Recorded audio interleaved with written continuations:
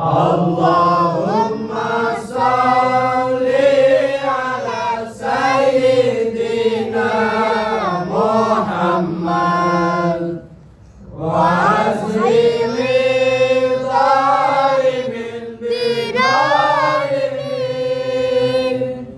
wa akhrijna min baini min salimin wa ala alihi wa sahbihi ajma'in. Assalamualaikum warahmatullahi wabarakatuh.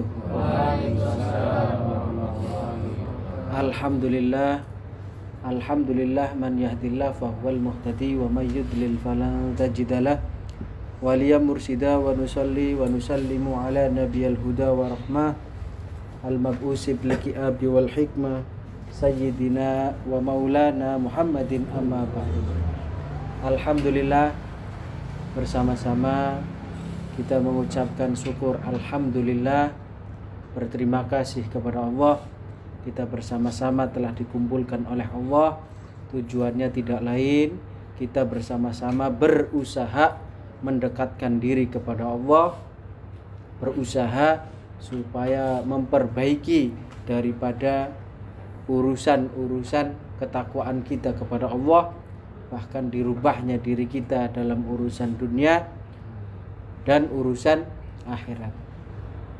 Bersama-sama pagi ini masuk tanggal 1 Agustus, yaitu di mana tanggal hari kemerdekaan bangsa Indonesia. 350 tahun dijajah, dan kita semua ini adalah generasi bangsa, dan kita semua anak cucu bangsa, orang tua yang memperjuangkan bangsa Indonesia. Maka bersama-sama susahnya diri kita, perihnya diri kita, galaunya diri kita, tidak ada secuil apapun daripada pengorbanan orang tua kita. Darah kita saat ini ngalir daripada darah perjuangan orang tua kita. 350 tahun. Bayangkan, disadari saat ini yang sedang susah ekonominya, bermacam-macam kesusahan di dalam diri kita. Ingat, orang tua kita memperjuangkan kita. Kita bukan orang yang pengecut. Kita bangsa, kita semua bukan orang yang lemah. Maka bersama-sama disadari, kalau kita tidak berusaha merubah keadaan kita, menenangkan jiwa kita, memaksakan diri kita untuk berusaha mendekatkan diri kepada Allah, tidak akan ada perubahan hidup kita. Walaupun seseorang dilihatnya dalam dunianya, ekonominya kelihatan sempurna, tapi pasti di dalam hatinya hancur. Karena tidak ada lain, diciptakannya diri kita oleh Allah. Diri kita jin diciptakan oleh Allah, seluruh alam dunia tidak lain tujuannya yaitu untuk berzikir. Tujuannya untuk sujud kepada Allah. Disadari, apa kesusahan diri kita saat ini? Gak ada susah. Yang merasa susah siapa? Kelemahan iman kita yang merasa susah. Yang kalian merasa sedih, merasa galau, merasa orang yang paling susah adalah daripada keimanan kita sendiri. Gak ada siapapun yang merasa dirinya susah, sengsara, bahkan hidupnya selalu susah, tidak pernah ada ketenangan, adalah daripada keimanan kita. Lemahnya iman kita, banyak maksiatnya diri kita, tidak lain. Dan hubud dunia, terlalu cinta kepada dunia, ditakutkan segalanya. Anak, istri, apapun takut.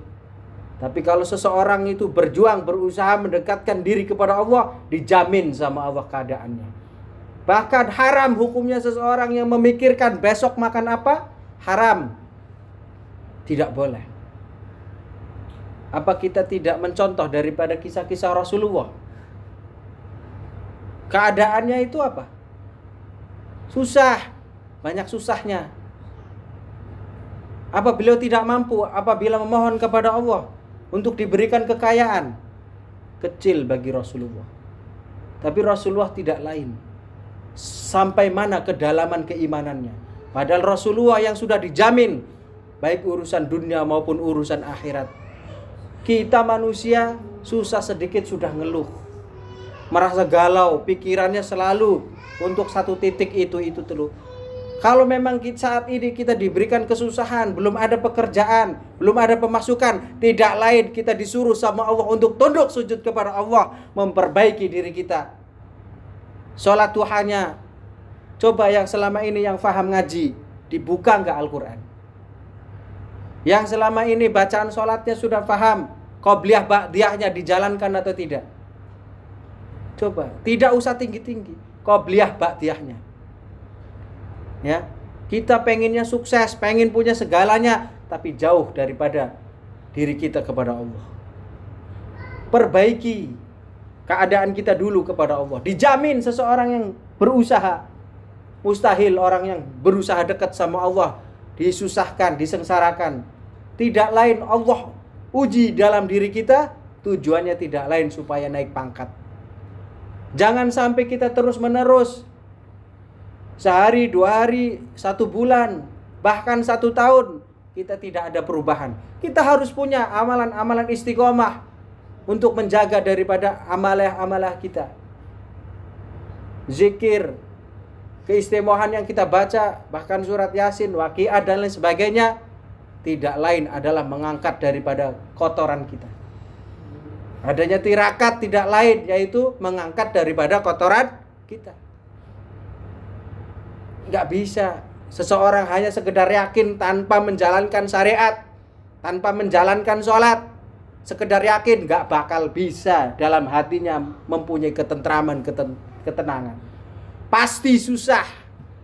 Apapun keadaannya diberikan kesuksesan, yaitu hanya sementara. Itu yang dinamakan orang yang istijrad, orang yang dilalaikan oleh Allah. Apapun bentuknya. Bahkan daripada pendekatan diri kita, yaitu untuk mengangkat wabah, untuk mengangkat bala, untuk mengangkat daripada musibah, untuk tameng diri kita, bahkan satu kampung ditameng daripada ada orang-orang yang berzikir kepada Allah. Amin. Itu sudah pasti hukumnya Allah. Bahkan apabila dalam dunia ini tidak ada kalimat Allah, tidak ada orang yang menyebut asma-asma Allah, maka akan dihancurkan langit bumi seisinya di alam dunia ini. Maka bersama-sama, jangan pernah kita merasa galau, merasa sedih. Apapun bentuk saat ini, detik ini yang kita rasakan, tidak lain diri kita banyak maksiat. Diri kita jauh sama Allah, hanya bisa berbicara, ngerti, tapi tidak mau mempraktekkan. Sesuatu apapun tanpa dipaksa, tanpa kita menjalankan, berusaha mendekatkan diri kepada Allah, maka akan susah. Tidak akan ada ketenangan. Maka kita harus paksa pendekatan kita. Apapun bentuknya, tanpa dipaksa tidak bisa. Mustahil. Coba perhatikan. Tapi seseorang yang berusaha istiqomah, berusaha mendekatkan diri kepada Allah, dimanapun berada, dijamin keadaannya sama Allah. Apapun urusan kita, Allah Maha tahu. Apapun keinginan kita, Allah ngerti. Tinggal diri kita. Ayo perbaiki. Apa keinginan kita selama ini? Mustahil kita akan terus menerus seperti ini. Kita akan galau seperti tidak. Semua ada masanya. Tinggal paksa seseorang berusaha dekat kepada Allah tanpa suatu alasan apapun. Tidak ada alasan kita susah, tidak ada alasan kita senang. Susah maupun senang, harus tetap kita berusaha menjalankan. Dengan kita berusaha mendekatkan diri kepada Allah, maka dibalas di dunia dan di akhirat. Bahkan anak keturunan kita semua, bahkan seseorang yang sudah wafat, hanya 3 perkara yang terus akan sampai ke alam kubur, ke alam akhirat, ke alam barzah, yaitu ilmu yang manfaat, sedekah, dan juga anak yang soleh. Sadari bersama-sama bagaimana perihnya orang tua kita memperjuangkan bangsa Indonesia. 350 tahun. Susah, tidak bisa seperti ini. Mau makan, mau apa, tidak bisa. Tiap hari hanya ada apa? Ketakutan. Tapi demi perjuangan, demi keturunan kita semua, apapun bentuknya diperjuangkan. Maka bersama-sama jangan lemah. Jangan cengeng jadi laki-laki, lebih-lebih laki-laki jangan cengeng. Ya. Jangan gampang nangis. Terus apapun bentuknya, bismillah. Dengan kita berusaha pasti ud'uni astajib lakum, kata Allah, mintalah kepadaku, niscaya pasti akan aku beri, kata Allah.